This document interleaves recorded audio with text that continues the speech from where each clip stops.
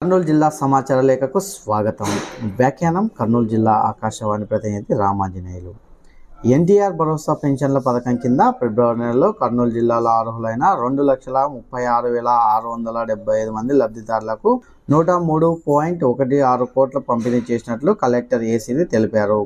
ఈ సందర్భంగా కలెక్టర్ మాట్లాడుతూ, ఫిబ్రవరి 1వ తేదీ ఆదివారం కావడంతో రాష్ట్ర ప్రభుత్వం ఎన్టీఆర్ భరోసా సామాజిక పింఛన్లను ఒకరోజు ముందుగానే పంపిణీ చేస్తుందన్నారు.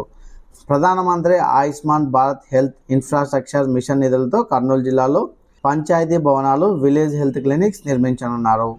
పంచాయతీరాజ్ ఇంజనీరింగ్ విభాగం ఆధ్వర్యంలో ఈ పనులు చేపట్టేందుకు కార్యాచరణ రూపొందించారు.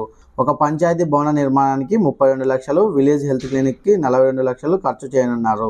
జిల్లాకు 35 పంచాయతీ భవనాలు మంజూరయ్యాయి. 24 గ్రామ పంచాయతీల భవనాలు నిర్మించేందుకు స్థలాలు అందుబాటులో ఉన్నట్లు అధికారులు ఇప్పటికే గుర్తించారు. 87 హెల్త్ క్లినిక్ భవనాలు మంజూరయ్యాయి. 63 ప్రాంతాల్లో భవనాలు నిర్మించేందుకు స్థలాలున్నాయి. ఈ క్రమంలోనే 11 గ్రామ పంచాయతీ భవనాలు, 24 విలేజ్ హెల్త్ క్లినిక్లకు స్థలాలు కేటాయించాలని అధికారులు కలెక్టర్ సిరిని కోరారు. రైతులు ఫార్మర్ రిజిస్ట్రేషన్ యాప్లో తమ వివరాలు అప్లోడ్ చేసి విశిష్ట సంఖ్య కార్డును పొందాలని వ్యవసాయ శాఖ జేడీ వరలక్ష్మి తెలిపారు.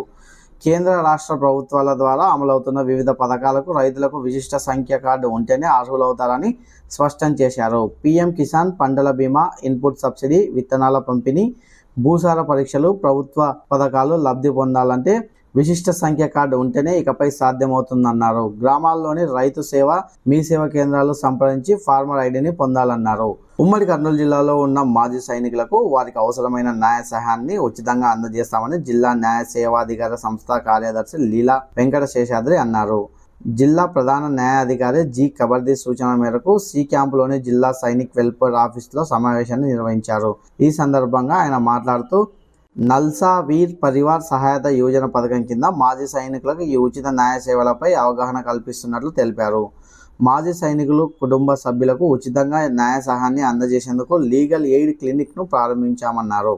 ఖచ్చితమైన రియల్ టైం వాతావరణ పర్యవేక్షణ కోసం ఆటోమేటిక్ వాతావరణ కేంద్రాలు నిరంతరం డేటాను అందిస్తాయని కలెక్టర్ డాక్టర్ ఏ సిరి తెలిపారు. ఓర్వకల్ మండలం నన్నూరు గ్రామ సమీపాన గల ఏపీ ట్రాన్స్కో కార్యాలయ ఆవరణలో ఏర్పాటు చేసిన ఆటోమేటిక్ వాతావరణ కేంద్రాన్ని జిల్లా కలెక్టర్ సిరి పరిశీలించారు.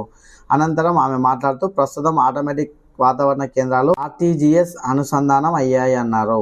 ఈ కేంద్రం ద్వారా వర్షపాతం, నేలలో తేమ, వాతావరణ పీడనం, గాలి, ఉష్ణోగ్రత వంటి వివరాలు ఆటోమేటిక్గా ఆన్లైన్లో నమోదవుతాయని తెలిపారు. తుఫాన్ వంటి ప్రకృతి వైపరీత్యాల సమయంలో ముందస్తు హెచ్చరికలు జారీ చేయడానికి, వ్యవసాయ ప్రణాళికలు రూపొందించుకోవడానికి సంబంధిత వాతావరణ కేంద్రం కీలక పాత్ర పోషిస్తుందన్నారు.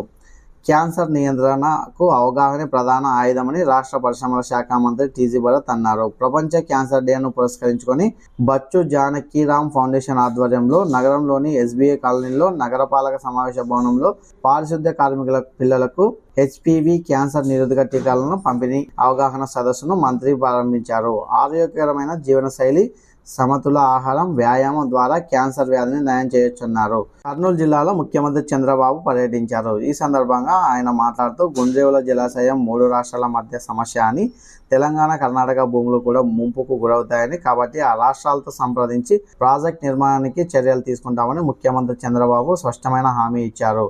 గ్యాస్ సిలిండర్ సరఫరాలో ప్రభుత్వం నిర్దేశించిన ధరలు కాకుండా అదనంగా డబ్బులు వసూలు చేస్తే చర్యలు తప్పవని కర్నూలు జిల్లా జేసీ నూరుల్ కమర్ అన్నారు.